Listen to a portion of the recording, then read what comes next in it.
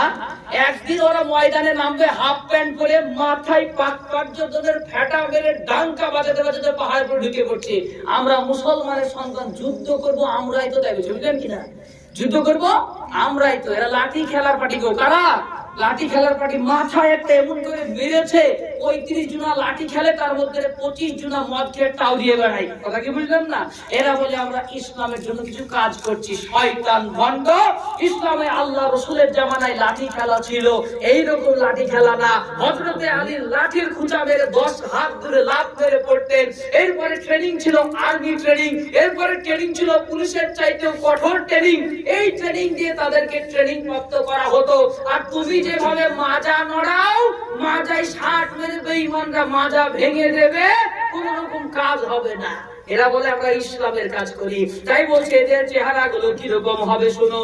উজুহুই ইয়াউমা ইযিন নাঈমা লিসাইহা রাদিয়া। দুই দলের চেহারা কিয়ামতের দিনে খারাপ হয়ে যাবে। দুই দলের চেহারা কিয়ামতের দিনে দুটো গুণ হবে। একজনের চেহারা খারাপ হবে, আর একজন চেহারা তো খারাপ হবেই হবে, তার সঙ্গে ঢুকাতে ঢুকাতে চেহারাটা জানোয়ারের মতো হয়ে যাবে। কারা হবে? আমার রব্বুল আলামিন বলছেন কিয়ামতের দিনে যারা ইচ্ছাকৃত ডান্স করে, কোন কর্ম নাই, খামুখায় ডান্স করে শরীরটা আলিয়েছে, ডান্স করে যারা শরীরটাকে ক্লান্ত করবে। এই কিছুদিন আগে দেখলাম পাহাড়পুরে 3 দিন ধরে বক্স বাজছিল। মনে হচ্ছে মুসলমানের বাড়িতেই বক্স বাজছিল। না কার বাড়িতে গো? মুসলমানের বাড়িতে তো বাজছিল। এই দিক দিয়ে তো আসা করছি, বাবারে মৌলভী সাহেবের বুক ধটপট ধটপট ধটপট করছে। যে চিন্তা করছি তো হরে নামাজটা ঠিক করে পড়াতে পারবো তো, বুঝলেন কিনা? একটা টেনশন হচ্ছিল আমার। এই মুসলমানের ঘরের সন্তান বউ ভাতের সময় বক্স বাজায়, বিয়েতে বক্স বাজায়। এই বউ ভাতের সময় বক্স বাজায়, বিয়েতে বক্স বাজায়, খানা খাওয়ার সময় বক্স বাজায়, ছেলে সন্তান হবে বক্স বাজায়, পেটের ভিতরে ছেলে বেরোয়নি তারপরেও বক্স বাজায়, ছেলেকে সহ বাজিয়ে একদম ডান্স করে ছেড়ে দেবো। কথা কি বুঝলেন না? এইরকম চিন্তা ভাবনা নিয়ে মুসলমান ঘরে সন্তান যারা বক্স বাজিয়ে আনন্দ করে আর শরীরটাকে ক্লান্ত করে ঘামায়, বলে শীতের রাতে সারা রাত এমন করে জমায়, শরীরটা এমন করে ঘামায়, মনে করছে ওরা একটা করছে নাকি কামাই। এসবের কোনো কিছুর কাজ নাই। আল্লাহ রাব্বুল আলামিন বলছেন উজুহু ইয়াউমা ইযিন খাশিআ আমিলাতুন নাসিবা। এই আয়াতের ভিতরে পড়বেই পড়বে, গ্যারান্টি দিলাম। আমি যতটা তাফসীর করে দেখেছি, আমার যতটা গবেষণার ভিতরে আছে, বিয়েতে গান বাজালে, পিকনিকে গান বাজালে, বউ ভাতে গান বাজালে, সাত ভাতে গান বাজালে, আনন্দ ফুর্তি যে করবে, যতন করবে, যে সাপোর্ট করবে, সব কটাকে কিয়ামতের দিনে জীবগুলো সব মাটির সঙ্গে লেচড়ে যাবে। মনে হবে 40 কিলোমিটার দূর থেকে ছুটতে ছুটতে সে এক জায়গায় দাঁড়িয়ে আছে। এমন ক্লান্ত হবে, এমন ক্লান্ত হবে, মনে হচ্ছে কয়েক কিলোমিটার দূর থেকে দৌড়তে দৌড়তে এসে হা হা করতে থাকবে। কুকুরের মতো গলা থেকে জিভটা বেরিয়ে মাটির সঙ্গে লেচড়ে যাবে।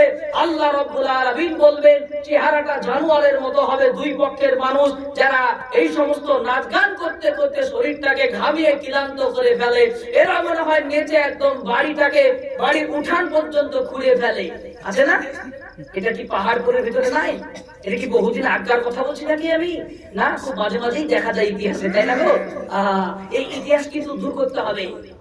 আমার মতন ঘরের যদি বোন নাচতো, আমার বোনের ঘরে যদি এরকম ঘটনাটা ঘটতো, তাহলে চিপকে লাল করে দিতাম, এক গালে মারতাম, আর এক গালে দাঁত ফেলে দিতাম। আমি এরকম ধরনের বলো, বুঝতে পারলেন কিনা? আপনার পাহাড় করে বলে বলবো না, লোকের বোন বলবো না, কারণ লোকের ভাইকে বলতে হবে। আপনার বোন আপনি দেখবেন, আমার দায়িত্ব নাই। এটা ইসলাম বলছে, আমি বলছি না। কোরআন শুনলেন তাহলে দুটো কথা, হক কথা দুটো শোনাই।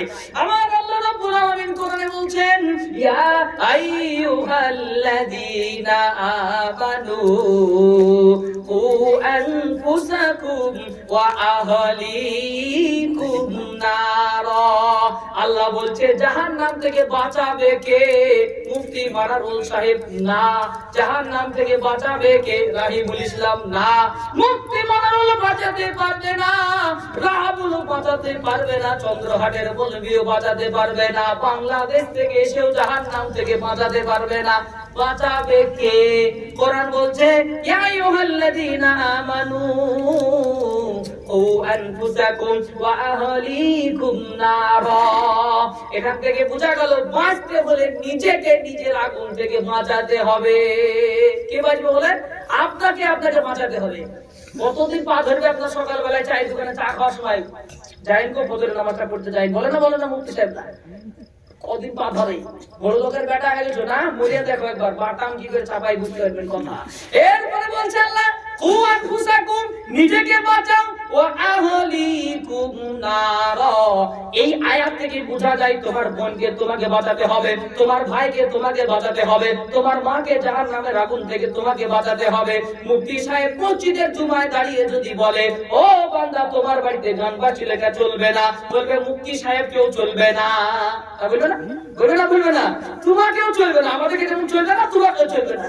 এই জন্য আমরা তো ডাইরেক্ট কাউকে টার্গেট করে কথা বলতে পারি না, কিন্তু বুঝতে পারছেন যে আমার গায়ে লাগছে, তিনি আমার গায়ে পড়ছে, অতএব বুঝে নিন জাহান্নামের আগুন থেকে যদি বাঁচতে চান, বলিস ফালতু জাহান্নামের আগুন থেকে বাঁচার কথা। আরে জান্নাতে যাওয়ার ইচ্ছাই তো নাই আমাদের, বেকার ওয়াজ করছেন, তাই না? ইচ্ছে থাকবে তবে তো আপনার ওয়াজ মানাবে, ইচ্ছেই তো নাই। আমরা তো আল্লাহর খাতায় নাম লিখিয়ে দিয়েছি জাহান্নামে যাবো বলে, তাই না? কই এত যদি গুনাহ করেন, রাতারাতি গুনাহ করেন, কত গুনার কাজ করেন, কত সিরিয়াল দেখেন, নাচানাচি করেন, লোকে নিজে না নাচলেও মহিলাদের একটা বিরাট স্বভাব আছে। আমার বাড়িতে ডেক আনতে দেয়নি আমার স্বামী, কারণ মুফতি সাহেবের কথা শুনে, কিন্তু লোকের বাড়িতে ডেক বাজলেও দেখতে কিন্তু বাকি হয় না, আছে না? দেখতে বাকি হয়। অমুক বাড়িতে কি নাচায় না নাচলে ছবিগুলো দেখতেই মজা লাগে, বাড়িতে ভিড় জমাইছে। এই পাড়ার লোকের বাড়িতে যে নাচানাচি দেখছে, দেখলেও গুনাহ, মদ খেলেও গুনাহ, মদ বিক্রি করলেও গুনাহ, মদ খাওয়ার জন্য জায়গা করে দিলেও গুনাহ, নাচ দেখলেও গুনাহ, নাচলেও গুনাহ, নাচার সহযোগিতা করলেও গুনাহ। দাদু বলেছে দাদু বিয়ের ব্যাপার গো, একদিনকার ব্যাপার, একটু আনন্দ না করলে হয়? তাই তো রে, সারা জীবন তো চলে, এক জীবনের একদিনকার ব্যাপার, একটু নাচানাচি না করলে হয়? দাদু ঠিক আছে, দাদু বলছে তোরা যা করবি কর। এই বলার সঙ্গে সঙ্গে যখন পারমিশন পেয়ে গেল, আল্লাহ রাব্বুল আলামিন বলছে এই দাদুর জন্য জাহান্নাম লিখে দেওয়া হলো।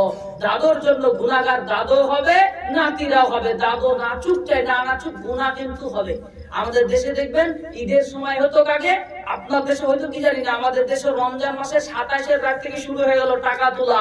10 টাকা 10 টাকা 10 টাকা, চাচি 10 টাকা, মামি 10 টাকা, খালা 10 টাকা, ভাবি 50 টাকা, এরকম করতে করতে বুঝলেন কিনা, এক এক করতে করতে টাকা তুলতে ভাবে আপনাকে নাচিয়ে ছাড়বো, এই নিয়ে আপনি অর্কেস্ট্রারের ব্যবস্থা করতো। আমাদের দেশে তো নাই, এখন বর্তমান পাহাড় পরে উঠে গেছে নাকি গো, অর্কেস্ট্রারের ব্যবস্থা হতো। বলে কি করবি, বলে 10 টাকা 10 টাকা 20 টাকা করে চাঁদা দিত।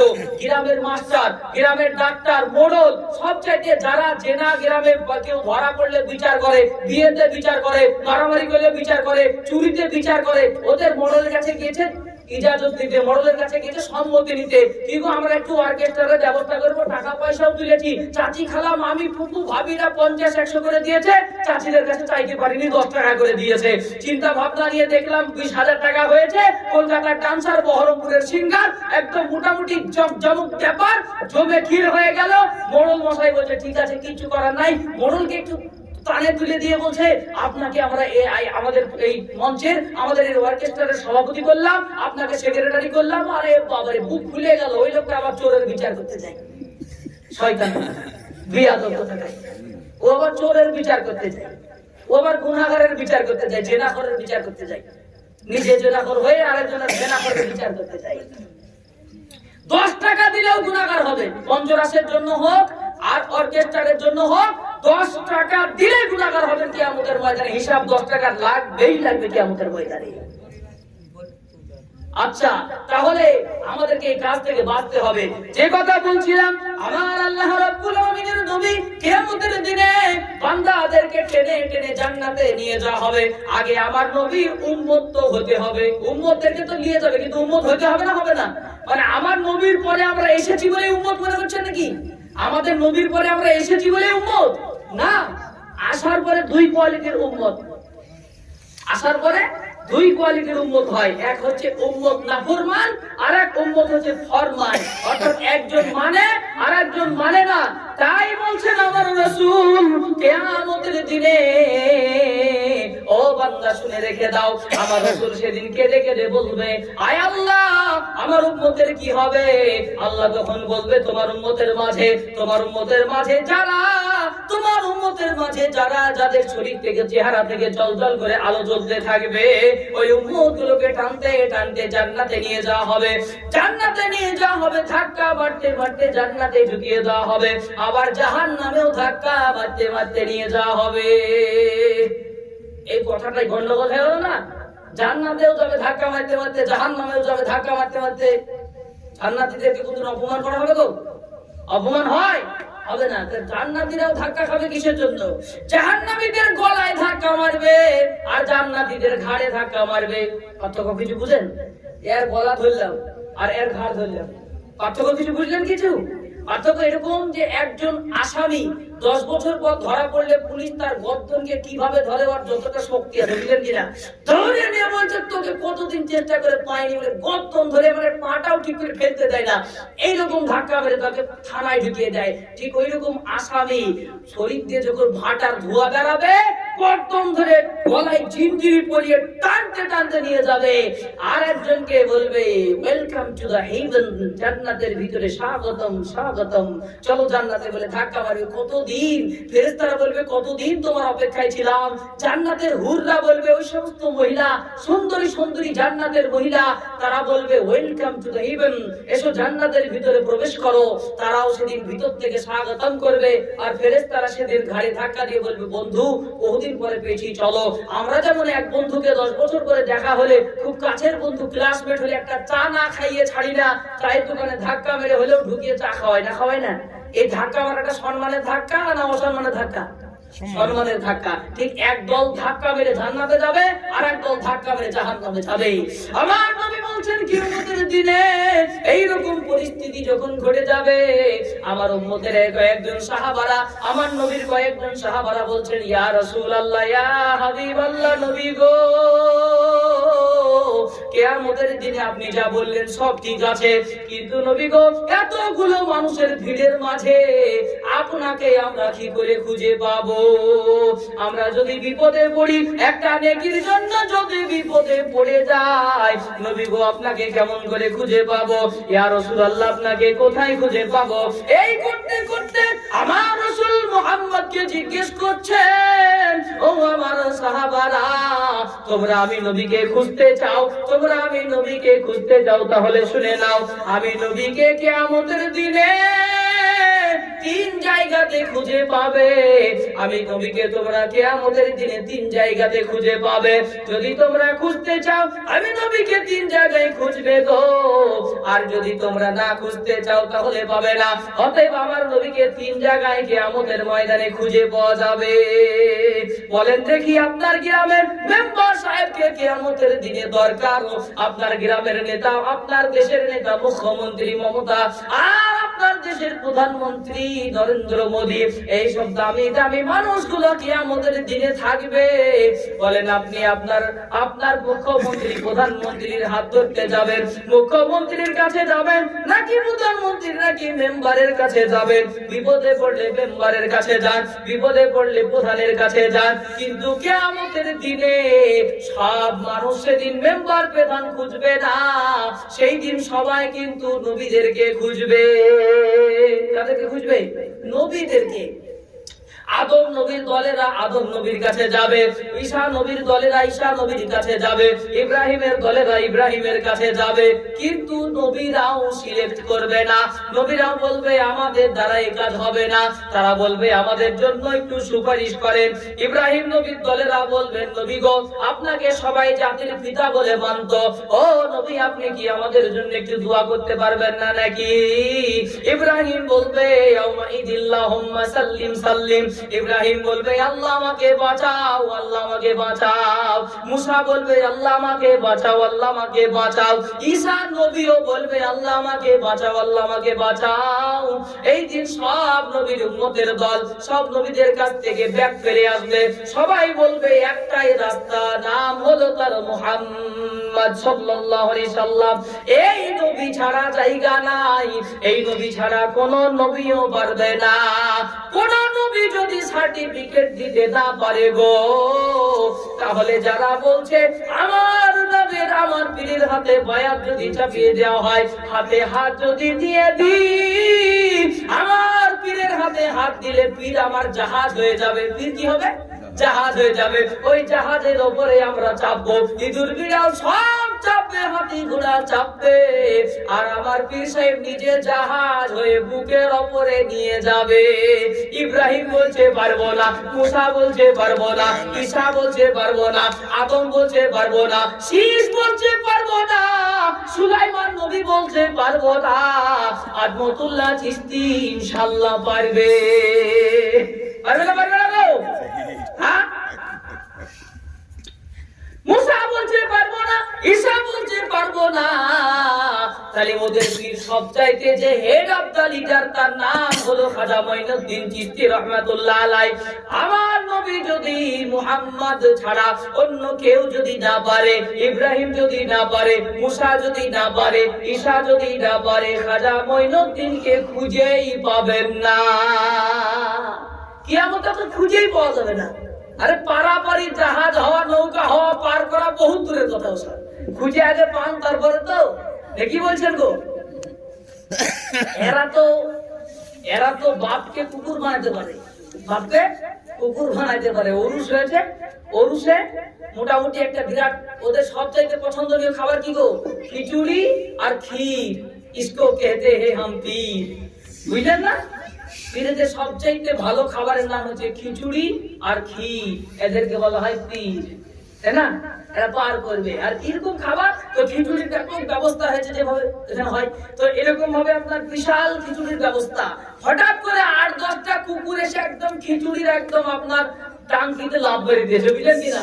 খিচুড়ির টাঙ্কিতে যখন লাভ মেরেছে, এখন পীর সাহেবের কলের মুরিদরা যারা ব্যবসায়িক, বিজনেসম্যান, হারামখোর, গাঁজাখোর, এই সমস্ত হারামখোররা চিন্তা করছে কি করে খিচুড়ি বিক্রি করা যায়। কারণ এরা তো খিচুড়ি পয়সা দিয়ে বেচে, এমনিতেই তো গ্রামের লোকের মাথার উপর দিয়ে চাল তুলে খিচুড়ি বানায়, ওই খিচুড়ি আবার প্যাকেট করে মুরিদদের মধ্যে বিক্রি হয়। তো খিচুড়ি যদি বিক্রি না করতে পারি, বড় বিপদে পড়ে যাব। বলে কি করতে হবে তাহলে? খিচুড়ি যা করে হোক বাঁচাইতে হবে। কি করে খিচুড়ি বাঁচাবো রে?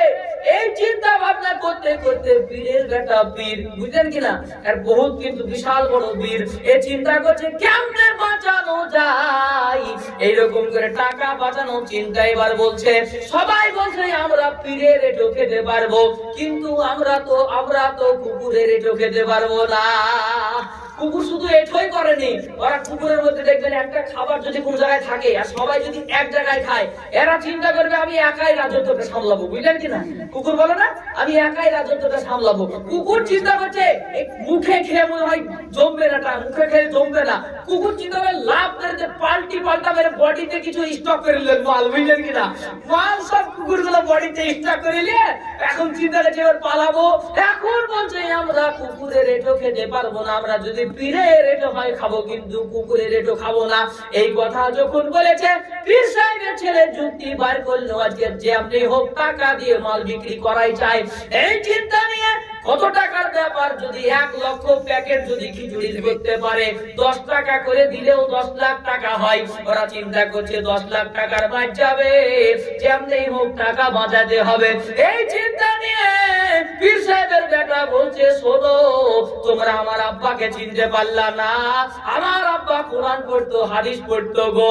আমার আব্বা হাদিস কোরআনের মহাপণ্ডিত ছিল। তিনি বলতেন লাকাদ খালাকনাল ইনসানা ফি আহসানি তাকওয়িম। তিনি বলতেন মানুষকে সবচাইতে সর্বোত্তম করে পাঠানো হয়েছে, আর মানুষের খেদমতের জন্য কুকুর, ছাগল, ভেড়া, গরু, মুরগি সব কিছুই তো মানুষের উপকারের জন্য। এই চিন্তা নিয়ে বলছে কুকুর মানুষের উপকার করে, আপনার ছাগল মানুষের উপকার করে। আমার আব্বা জান এই জন্য কুকুর, ছাগল, ভেড়া, মুরগি সবাইকে ভালোবাসতো। মাখলুকের প্রতি আমার আব্বার ভালোবাসা ছিল। এই জন্য আমার আব্বা জান থাকতে না পেরে কুকুরের রূপ ধারণ করে খিচুড়িতে লাফ মেরেছে। কথা বুঝলেন না? আমার আব্বা কুকুরের রূপ ধারণ করে খিচুড়িতে লাফ মেরেছে। খিচুড়িতে যখন লাভ পেয়েছে, আমার আব্বা যদি কুকুর হয়ে খিচুড়ি খেতে পারে, তোমরা মুরিদ খেতে পারবা না। মুরিদরা বলছে ঠিকই তো কথা, তাই তো রে। এই চিন্তা নিয়ে মুরিদও খেতে শুরু করলো। ওরে বোকা মুরিদ, একটা একটা পীর না হয় তোর বাপের সুরত, বাপ না হয় পীরের কুকুরের সুরত ধরেছে, একটা পীর না হয় একটা কুকুর হবে, কিন্তু 10টা কুকুর লাভ মেরেছে, 9টা কুকুর কোথা থেকে আসলো? বুঝলেন কিনা? তাহলে বিষয়টা হচ্ছে এই, কিয়ামতের দিনে আপনাকে আমাকে কেউ বাঁচাতে পারবে না। যারা বলছে বাঁচাবো, এরা এইরকম বাপকে কুকুর বানিয়ে খিচুড়ি বিক্রি করে, এরাই একমাত্র বাঁচাতে পারে, তাছাড়া কেউ বাঁচাতে পারবে না। তাই কিয়ামতের দিনে আমার নবী বিশ্ব নবীর কাছে সাহাবারা জিজ্ঞেস করছেন, ইয়া রাসূলুল্লাহ, ইয়া হাবিবাল্লাহ, নবী গো, কিয়ামতের দিনটা কত কঠিন হবে জানেন নাকি? পায়ের তলার মাটি থাকবে না, মাথার উপরে সূর্যগুলো সব নেমে আসবে। একটা সূর্য 2 দিক থেকে 6টা করে 12টা মুখ বের করে দেবে। সূর্য যখন 12টা মুখ বের করে নেমে আসবে গো, পায়ের তলার মাটি আর মাটি থাকবে না। যেই মাটিতে বসে আপনি ওয়াজ শুনছেন গো, এই মাটি থাকবে না, সব মাটিগুলো তামা হয়ে যাবে। এরপরে তামাগুলো গরম হয়ে টকবক করে মাটিতেই ফুটতে থাকবে। এমন তো অবস্থায় আমার আল্লাহ বান্দাদেরকে খাড়া করবে। আল্লাহ বলছে, ইয়াবআসুহুমুল্লাহু জামিআ। এরপরে মানুষদেরকে সব একসঙ্গে খাড়া করবে। করার পরে আল্লাহ বলবেন, বান্দারে, 2টা জায়গার ব্যবস্থা হয়ে যাবে। একটা জায়গা হবে সামিয়ানার তল, একটা জায়গা হবে ছাদের তলায়, আর একটা হবে ছাদের বাইরে।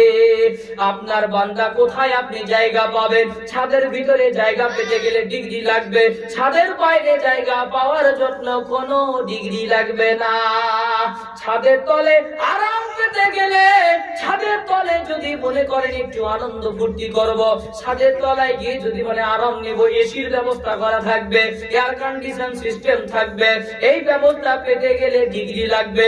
আর যদি বলেন আমরা ছাদের বাইরে থাকবো, কোন রকম ডিগ্রি লাগবে না। পোষপাস মাগমা চিন্তা করার দরকার নাই, ফজর মাগরিব এশা চিন্তা করার দরকার নাই, অটোমেটিক ছাদের বাইরে জায়গা হয়ে যাবে।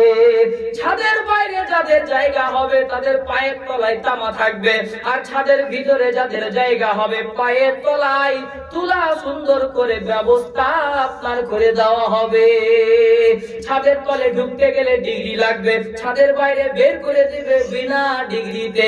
আপনি চিন্তা করেন ডিগ্রি নিবেন কি দিবেন না। ছাদের তলে ঢুকতে গেলে 1 নাম্বার ডিগ্রি নামাজি হতে হবে, ছাদের তলায় ঢুকতে গেলে 2 নাম্বার ডিগ্রি হারাম ছাড়তে হবে, ছাদের তলায় ঢুকতে গেলে রমজান মাসে রোজা রাখতে হবে। এগুলো যে ছাদের তলে ঢোকার ব্যাপার আছে। আমার রাসূল বলছেন কিয়ামতের দিনে এইরকম ছাদের তলার একটা জায়গা থাকবে, ছাদের বাইরে একটা জায়গা থাকবে। তুমি কোন জায়গা নিবা তোমারও ব্যাপার। আমার রাসূল বলেছেন, ব্যবস্থা কিন্তু করে দিয়েছেন। আল্লাহ রাব্বুল আলামিনের নবী বললেন, এই কাজ করলে আরশের তলায় জায়গা পাবা, এই কাজ করলে আরশ থেকে বের করে দেওয়া হবে। এরপরে সাহাবারা আমার রাসূলকে বলছেন, ইয়া রাসূলুল্লাহ, আমরা তোমার ছাদের তলে, আমরা আল্লাহর আরশের তলে জায়গা চাই, কেমন করে পাবো বলেন? আপনাকে কিয়ামতের দিনে কেমন করে খুঁজে পাবো? ও নবী গো, আপনাকে যদি কিয়ামতের দিনে খুঁজে না পাই, তাহলে পৃথিবীর কেউ আমাকে বাঁচাতে পারবে না। সাহাবারা বলছেন কেউ বাঁচাতে পারবে না, সাহাবারা বলছেন কেউ আমাদেরকে জান্নাত নিয়ে যেতে পারবে না। ইয়া রাসূলুল্লাহ, আপনি বলবেন নাকি কেমন করে আপনাকে কিয়ামতের দিনে খুঁজে পাওয়া যাবে? আমার রাসূল তখন বলছেন, কিয়ামতের দিন 3টা জায়গায় আমার রাসূলকে খুঁজে পাওয়া যাবে। 1 নম্বর জায়গার নাম হলো আপনার পুলসিরাতের, 1 নম্বর জায়গার নাম হলো আপনার মিজানের পাল্লা। 1 নম্বর জায়গার নাম মিজানের পাল্লা। মিজান বলতে দাড়ি পাল্লাকে বোঝানো হয়। মিজান বলতে কি গো? দাড়ি পাল্লা। অর্থাৎ নেকিও মাপা হবে, গুনাহও মাপা হবে। এই নেকি আর গুনার বিনিময়ে যেই জায়গাটাকে প্রতিষ্ঠিত করা হবে, এই জায়গাটার নাম হচ্ছে মিজানের পাল্লা। এই মিজানের পাল্লায় যদি বাঁচতে চাও, তাহলে নেকি কমসে কম গুনাহ থেকে একটা বেশি লাগবে। নেকি গুনাহ থেকে একটা বেশি লাগবে, বেশি লাগবে না। যদি মনে করেন জান্নাতে যাব আর মিজানের পাল্লায় বাঁচতে চাই, তাহলে নেকি আপনার গুনার চাইতে একটা বেশি হলেই হয়ে যাবে। এখন ভাববেন আপনি সারা দিনে নেকির কাজ বেশি করেন না গুনার কাজ বেশি করেন। আপনি যদি বলেন 10 লাখ টাকা সকালবেলায় দান করলাম, ফজরের নামাজটা পড়লাম না, তাহলে দান করার জন্য অনেক নেকি পেয়ে গেলেন, কিন্তু নামাজ না পড়ার কারণে ওই দানের চাইতেও কয়েক গুণ বেশি গুনাহ হয়েছে। তাহলে বুঝলো না, এখনো ঘাটতি আছে। জোহরের নামাজটা পড়লেন না, জানাজার নামাজ পড়তে গেলেন, জানাজার নামাজ পড়ে দুটো উহুদ পাহাড়ের সমান নেকি পেয়ে গেলেন, কিন্তু জোহরের নামাজটা পড়লেন না, এই জন্য আপনি ওই 2 উহুদ পাহাড়ের চাইতেও বেশি গুনাহ আমলনামায় দিলেন, অর্থাৎ নেকি মাইনাস থাকলো। এরপরে আসরের নামাজ পড়তে গেলেন না, বাজারে চলে গেলেন, বাজারে চলে গেলেন, যাওয়ার পরে কোন ভিখারিকে 100 টাকা দান করলেন, দান করে যা নেকি পেলেন তার চাইতে ডবল গুনাহ আসরের নামাজ না পড়ার কারণে হলো, অর্থাৎ আমলনামায় নেকি মাইনাস থাকলো। মাগরিবের নামাজটা পড়লেন না, মিলাদ শুনতে চলে গেলেন, তারপরে আসার সময় সুন্দর করে গোশত ভাত খাই আবার আপনি শীতানে চলে গেলেন, তাহলে মাগরিবের নামাজ না পড়ে মিলাদ শুনলেন, মিলাদ শোনার জন্য নেকি পেলেন, নামাজ না পড়ার জন্য মিলাদ শোনার চাইতে বেশি গুনাহ হলো। এই জন্য গুনাহ আপনার বেশি হলো, নেকি মাইনাস থাকলো। এশার নামাজ না পড়ে ঘুমিয়ে গেলেন, এরপরে নেকিও মাইনাস থেকে গেল, গুনাহ বেড়ে গেল। অর্থাৎ চিন্তা ভাবনা করে দেখেন সারা দিনের ভিতরে নেকি আপনার বেশি নাকি গুনাহ বেশি। আর যদি এইগুলা ধরে নামাজ সহ করতে পারেন তাহলে ডবল। কি বলছেন গো? ফজরে নামাজও পড়লাম, দানও করলাম, তাহলে ডবল হলো। জোহরে নামাজও পড়লাম, এরপরে ভালো কাজটাও করলাম, তাহলে ডবল হলো। আসরে নামাজ পড়লাম, জানাজা পড়লাম, ডবল হলো। আর পড়লাম না তো ডবল গুনাহ হলো, পড়লাম তো ডবল নেকি হলো। এখন যদি ছেড়ে দেন তো ডবল গুনাহ হয়ে যাবে, ধরে নেন তো ডবল নেকি হয়ে যাবে। কোন দিকে যাবেন আপনি, এটা আপনার বিষয়, এটা আপনার বিষয়। তো রাসূল বলছেন 3 জায়গায় বক্তব্য বেশি লম্বা করব না, কারণ মা বোনেরা যারা পাড়া প্রতিবেশী আছেন তারা বাড়ি থেকে শুনছেন, হয়তো অনেকেই শুনছেন, আমি চাই না এরকম ভাবে আলোচনা করতে। অতএব যদি কেউ মনে করেন আলোচনা শুনবো 2-1 ঘন্টা, 1 ঘন্টা 1 ঘন্টা বলবো, তাহলে অবশ্যই মাহফিলে আসতে হবে, আর না হয় ইতি করে দেব। তা আল্লাহ রাব্বুল আলামিন বলছেন যে কিয়ামতের ময়দানটা বড় কঠিন জায়গা। তখন রাসূলের সাহাবারা বলছেন, ইয়া রাসূলুল্লাহ, আপনাকে কিয়ামতের দিনে কোথায় খুঁজে পাবো? কোন নবীকে পাওয়া যাবে না, তো আপনাকে কোথায় খুঁজে পাবো? 1 নম্বর আমার রাসূল বলছেন মিজানের পাল্লায় খুঁজে পাওয়া যাবে। মিজান বলতে নেকি আর গুনাহ। এখন আপনি দেখেন নেকি জীবনে বেশি করেন নাকি গুনাহ বেশি করেন, আপনার ভাবনা চিন্তার ভিতরেই বুঝতে পারবেন। 2 নম্বর আমার রাসূল বলছেন, 2 নম্বর হলো আমার রাসূলকে কাউসারের ময়দানে পাওয়া যাবে। কাউসারের ময়দানটা কেমন? কি করব গো? চলবে চলবে হ্যাঁ চলবে এখন চলবে, তাহলে লোক একা চালানো যাবে না। আরে আমরা ভাড়া করে আনছি, শুনবে না কেউ। ঠিক আছে, দেখো সামনে আসেন, সামনে ওখান থেকে দেরি হবে না। চালিয়ে দাও, না না চালানো না, লোক কাছে বসে দূরাদূরি হয়েছে তো কম লাগছে। শুনছে মেলা জন্য কিন্তু আসছে না।